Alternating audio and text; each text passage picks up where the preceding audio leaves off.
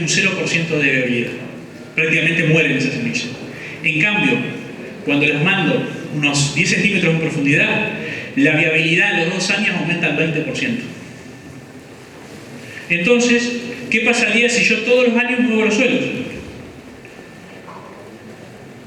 Fíjense que acá tengo algunas semillas en superficie, que es las que yo quiero mandar para abajo. Pero al mover, yo mandé semillas para abajo, pero traje otras para arriba.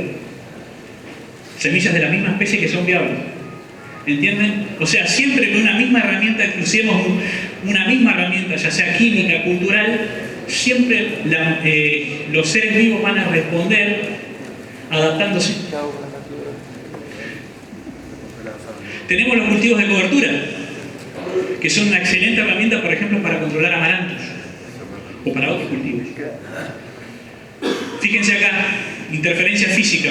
Al no tener luz, al faltarle luz, las malezas no emergen.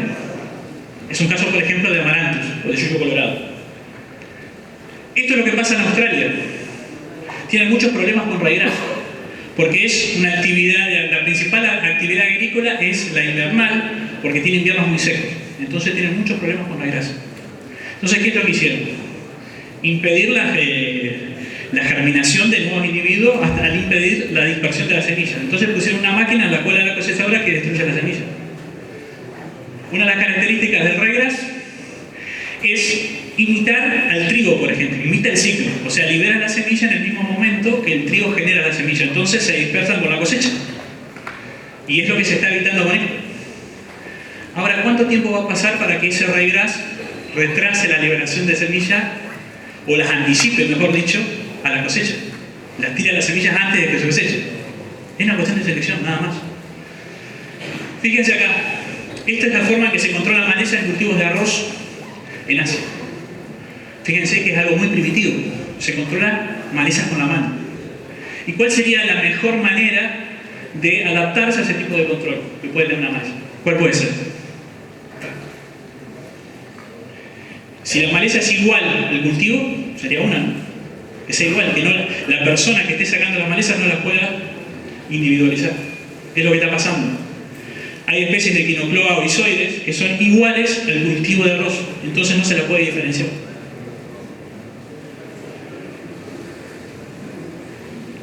Básicamente la problemática de malezas la estamos trabajando sobre poblaciones vegetales que hace más de 11.000 años que están sobre esta tierra. Desde que hay agricultura hay malezas.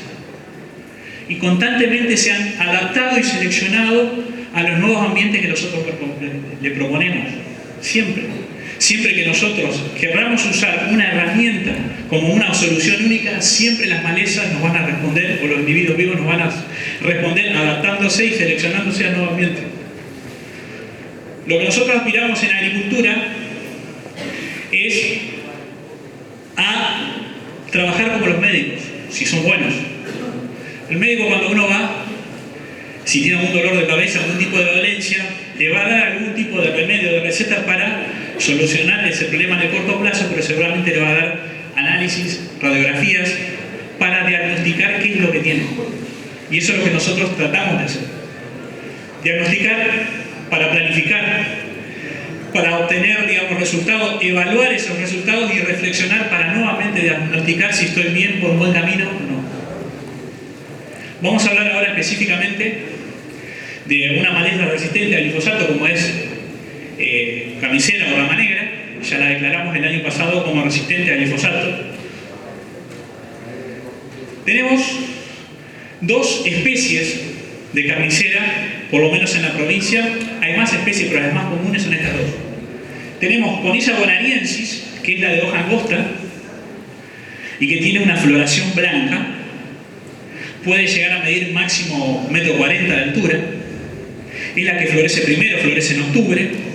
Y la que tiene a la derecha es Conilla sumatrensis, es la que tiene la hoja más ancha.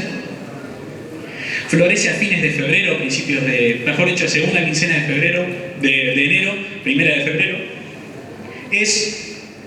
Puede llegar a medir en algunos casos hasta 2 metros. Es la que más se desarrolla. Y las resistentes presentan cierta diferencia a la susceptible. tienen diferencia de altura, florecen antes. Esa es alguna de las características que tienen. El flujo de emergencia que tienen, básicamente, siempre es muy marcado. El flujo de emergencia, el más importante en carnicera, siempre va a ser el otoñal, el que se da a partir de marzo. Y ahí puedo llegar a tener hasta 1.200 o 2.000 plantas por metro cuadrado, plántulas por metro cuadrado. Después va a tener un segundo flujo en primavera, pero siempre es menor.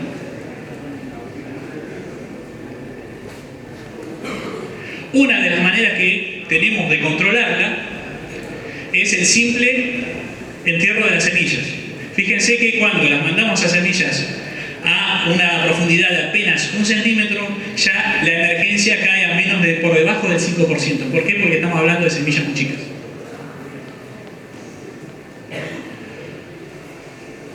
Fíjense acá, este es un suelo donde se hizo un barbecho químico y acá se fue a hacer una rastra de disco. Acá tenía menos de prácticamente una planta por metro cuadrado y acá llegué a medir 90 plantas por metro cuadrado en un barbecho de siembra directa. Solamente por enterrar las semillas. La temperatura óptima para la emergencia es de 20 grados aproximadamente. Y el fotoperiodo, o sea, la duración del día aproximadamente tiene que ser de 13 días para que se active esa emergencia, esa germinación. El ciclo de vida tiene, como dijimos, una germinación otoñal y una germinación primaveral. La otoñal, durante los meses de frío, hasta la primera quincena de agosto, va a permanecer en forma de roseta, bien chatita, porque es la forma que le permite maximizar el uso de los recursos, la poca radiación y la poca temperatura que hay en el momento. En la segunda quincena de agosto va a empezar a alargar el tallo, porque ahí empiezan a mejorar las condiciones, sobre todo de luz y temperatura. En cambio, el flujo de emergencia primaveral, que es el más chico, ese automáticamente no forma roseta, sino alarga el tallo directamente porque no lo necesita, tiene buena temperatura y buena luz.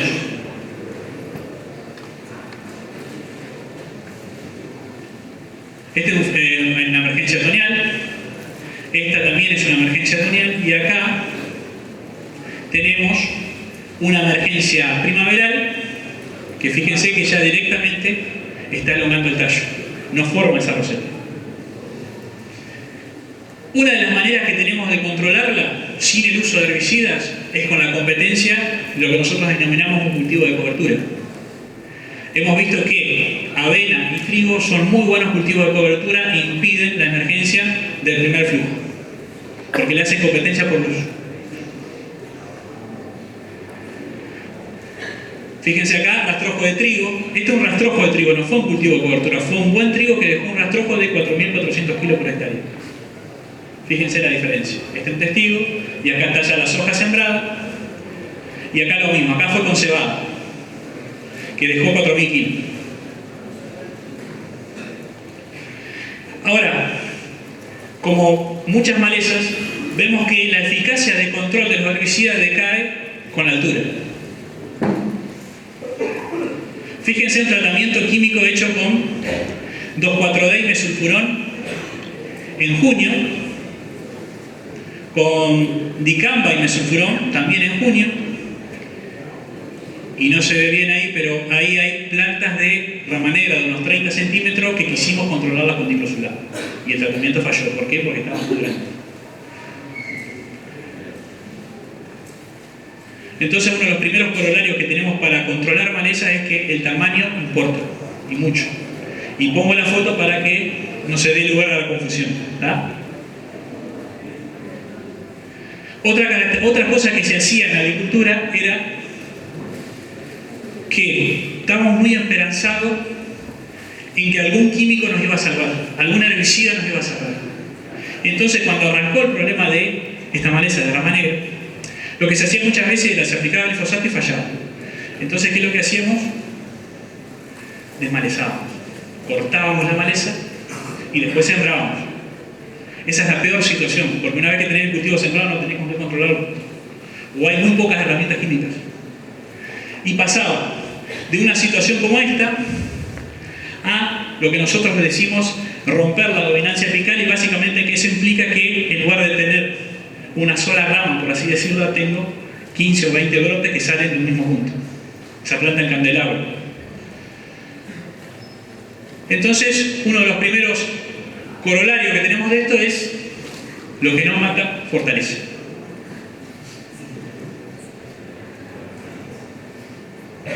Y después empezamos a probar una serie de herbicidas químicos, pero empezamos a anticiparnos a la emergencia. Empezamos a usarlos temprano, mayo, junio. Probamos, por ejemplo, lo que ustedes ven acá, es diclosulam, es Spyder, la marca más conocida. Unos 35 gramos usamos nosotros en suelo pesado, suelo liviano, no más de 30 gramos. Con eso fíjense que impedimos la emergencia del primer flujo, que es el más importante. Después usamos otro herbicida, como pueden ser los inhibidores de la PPO. Usamos algunos herbicidas, como puede ser una marca comercial que es de Sunisoya, el activo, el flumioxazin, en dosis de 150 centímetros. Con eso inhibimos la emergencia, tiene muy buen control de lo que viene de semilla. Lo que está ya emergido no lo controla. En cambio, también probamos otro herbicida como es saflufenacil, que es HIT, la marca comercial es HIT. Lo probamos en diferentes dosis, desde 35 gramos, que tiene efecto quemante, o sea, quema todo lo que está verde emergido, hasta dosis de 100 gramos, pasando por algunas de 70 gramos. Y ahí vimos que tenemos buen control sobre lo que está emergido, pero ya también tenemos control residual, control de lo que viene de semilla. Es una alternativa interesante de volver. Y después tenemos situaciones como que ya les puse anteriormente. ¿Qué pasa cuando tengo plantas o individuos de 30, 40 centímetros? Nosotros en la agricultura usamos una técnica que se llama doble golpe. El doble golpe consiste en aplicar un herbicida de acción sistémica. Herbicidas sistémicos son aquellos que se mueven adentro de la planta. Herbicidas de contacto son aquellos que actúan en el lugar donde ingresan, no se mueven más de ahí. Entonces aplicamos un herbicida sistémico, que normalmente son herbicidas hormonales. El que mejor nos funciona es el 2,4-D. Segundo está dicamba, fluroxipir, pero el mejor es el 2,4-D.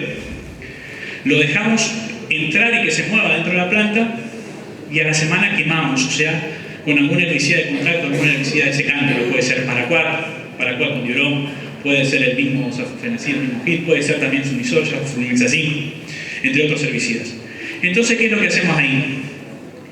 Impedimos, al cortarle el proceso de generación de energía que tiene la planta, que es la fotosíntesis, impedimos que la planta detoxifique el primer tratamiento. Porque uno de los grandes problemas que tenemos con esta maleza es que cuando está muy grande y aplico una herbicida que a priori puede funcionar bien, después, con el transcurrir de los días, rebrote. Lo que hacemos con doble golpe es frenar el rebrote. Y acá también se puede llegar a dar otra situación, a pesar de que es una maleza anual, o sea, que teóricamente completa su ciclo en un año. O sea, emerge, se desarrolla, genera semilla y muere. Pero puede haber algún tipo de actividad, en el caso de la agricultura, como es la cosecha, que al pasar la cosechadora, y si los individuos que estaban presentes no llegaron a generar semillas, o no llegaron a florecer, y fueron cortados por la cosechadora, pasan a tener un comportamiento bianual. ¿Por qué? Porque no completaron su ciclo, no florecieron.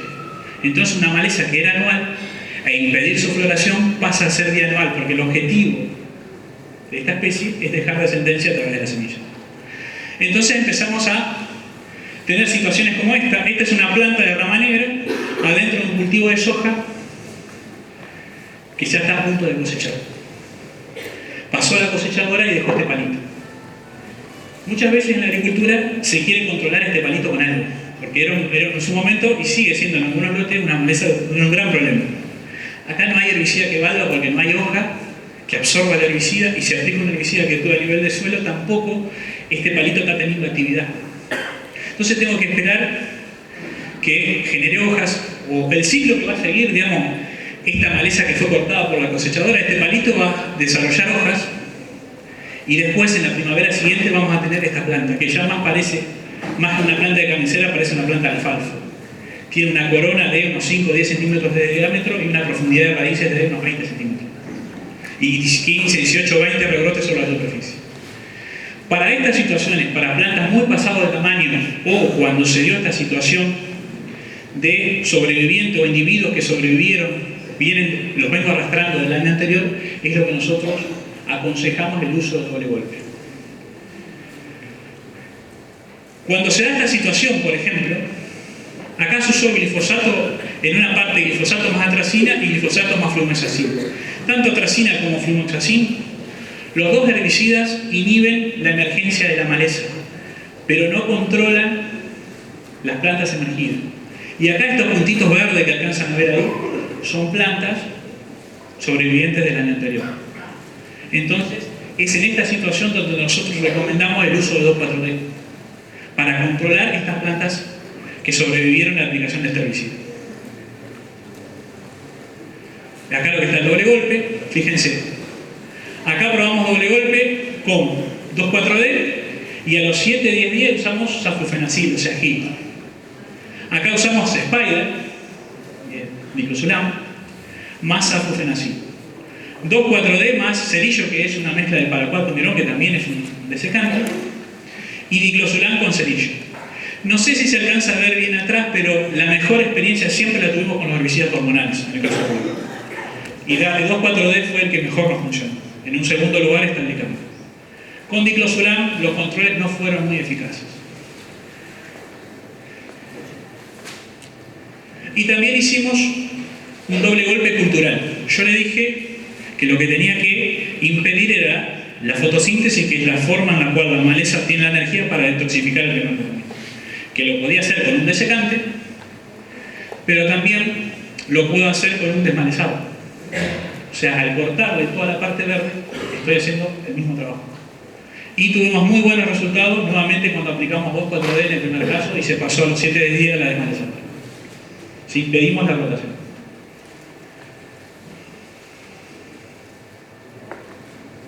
Y estos fueron los niveles de control cuando aplicamos con malezas de 30 centímetros más o menos, 2,4-D solo, fíjense que no hicimos nada, o diclosulam solo. Al poco tiempo lo logramos. Y también empezamos a probar, para en algunos casos evitar el uso de doble golpe, altas dosis de saflufenacil. Llegamos a probar hasta 100 gramos. Y en estas situaciones evitamos el doble golpe, tuvimos un gran quemado e impedimos el rebrote de la ramanera. Con 70 gramos ya tuvimos estos niveles de control. Y a su vez, también si parte de ese herbicida llega al suelo, tiene efecto residual. Pero el tema es cuando la cobertura de maleza es muy grande, los herbicidas residuales no llegan a la superficie del suelo y por lo tanto la residualidad de los mismos va a decaer sensiblemente. Pero es una alternativa para en algunos casos poder evitar el doble golpe. Siempre estos herbicidas, los herbicidas de acción desecante, los herbicidas quemantes, siempre van con aceite vegetal metilado. Vegetal metilado, no vegetal solo, aceite vegetal metilado. Y en la mayoría de los PPO, como flumexacin, Sunisoya o HIT, siempre mezclenlo con glifosato, porque aumenta también la penetración de estos herbicidas.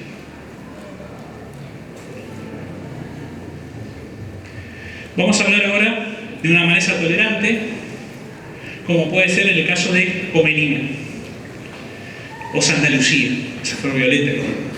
Comelina es una planta, en este caso una planta perenne. Es una planta que dura más de un año en el lote, y para perdurar más de un año tiene que tener reserva o combustible en algún lado.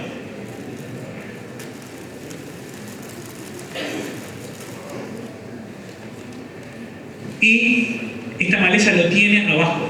Si toman los individuos de esta maleza, van a ver un montón de raíces muy engrosadas. Esas raíces se llaman rizoma.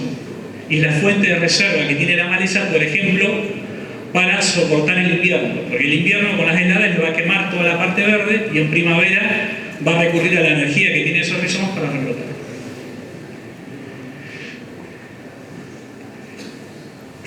El nivel de rizomas, de biomasa de rizoma, de energía acumulada en los rizomas va a variar en función de las estaciones. En verano Va a recurrir a esos rizomas porque hay altas temperaturas y déficit hídrico. Las va a recomponer en otoño, por ejemplo, para prepararse por el invierno porque las va a gastar. Y en primavera las va a recomponer nuevamente. Y esto yo lo puedo utilizar como estrategia para ir controlando la maleza o ir manejando la maleza. Una alternativa sería una aplicación de glifosato con 2,4-D en otoño, porque como vimos ahí, todo lo que está generando la planta arriba lo está mandando abajo a los rizomas. Entonces es el momento ideal para aplicar un herbicida hormonal como es el 2,4-D y afectar la acumulación de reservas en los rizomas. O sea, disminuir el nivel de tanque de combustible que tiene la maleza. Y en primavera, de ser necesario, si la invasión es muy grande, aplicar nuevamente 2,4-D y a la semana aplicar algún herbicida desecante, como puede ser, en este caso, cerillo, o también carfentrazones, que funciona muy bien, es otro herbicida PPO, en dosis de 60 a 75 centímetros cúbicos, 800 a 1 litro de 2,4-D, sal amina, eso es importantísimo, no se puede usar el éster. Y con eso impedimos el rebrote y vamos paulatinamente manejando la maleza. Si uso el desecante solo, cerillo o carfentrazones, voy a tener un excelente control, pero va a rebrotar nuevamente. Para eso tengo que usar el doble golpe. Y en lo posible usar un tratamiento temprano de hormonales en otoño, para impedir paulatinamente, año a año, ir agotando la reserva de sus rizomas.